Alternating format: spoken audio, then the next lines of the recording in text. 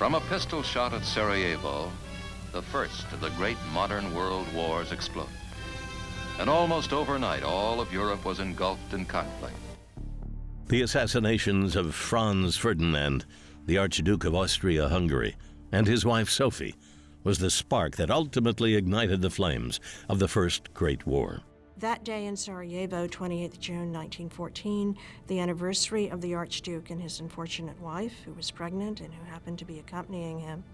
On this tragic day, there were 6 cars in the Archduke's cortege, and there were 7 assassins.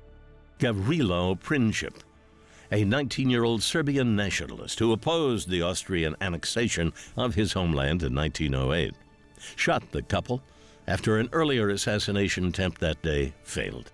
Franz Ferdinand had been very unpopular personally in Vienna, though, of course, to kill the heir of the throne was a very serious act. Nonetheless, it wasn't the automatic assumption of anyone that this would lead to a world war. The days and weeks that followed was a period of intense mediation and maneuvering. Germany, who backed Austria-Hungary, issued a blank check after the assassination, assuring the Austrians that they would be supported to the hilt, even if they committed an aggression against another power. Austria-Hungary, who'd been looking to strike against Serbia and their fight for independence, gave Serbia an impossible ultimatum.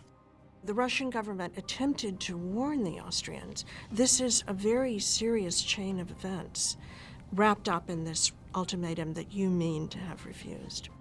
Russia, who was allied with France, would defend Serbia in a conflict. You have Russia, Britain, and France on one side, the so-called Triple Entente, and you have a long-term alliance between Germany and Austria. It's the German army's mobilization and invasion of Belgium that technically begins the war, and that's in early August.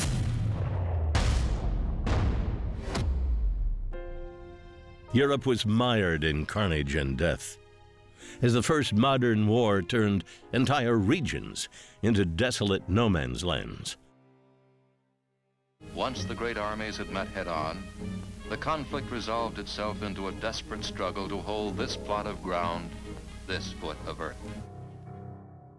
It was an extraordinarily inhuman war in which all kinds of new weaponry was also deployed, poison gas, the tank, airplanes for reconnaissance, zeppelins for dropping bombs, incendiary bombs on civilian populations.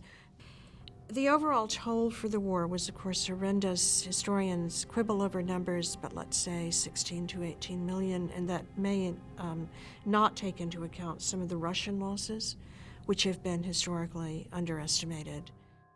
It was April 1917 before the United States was drawn into the fighting.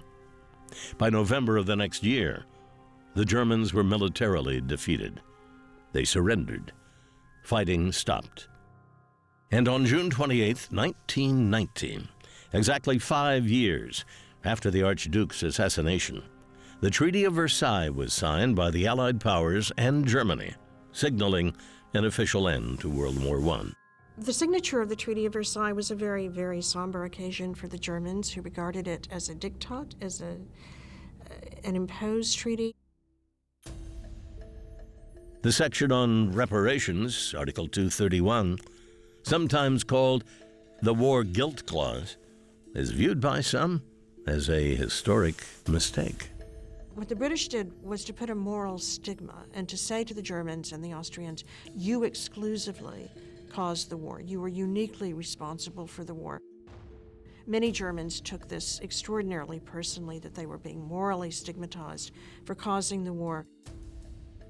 Hitler rose to prominence as a political drumbeater in Germany for the German right in 1928-29 over a national referendum on reparations.